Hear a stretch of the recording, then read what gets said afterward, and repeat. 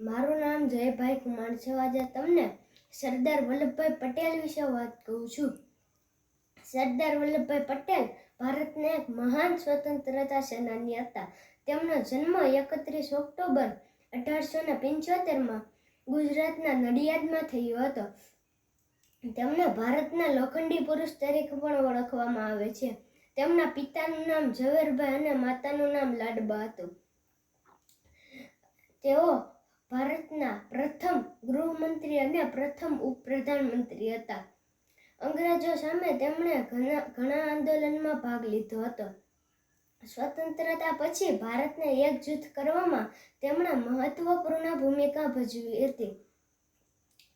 તેમના જન્મદિવસને દર વર્ષે રાષ્ટ્રીય એકતા દિવસના રૂપમાં મનાવવામાં આવે છે. તેમનું મૃત્યુ 15 ડિસેમ્બર 1950માં 75 વર્ષની ઉંમરે થયું હતું. તેમને 1991માં ભારત રત્નથી સન્માનિત કરવામાં આવ્યા. આવા વીર પુરુષને મારા સચોટ નમન. જય હિન્દ, જય ભારત.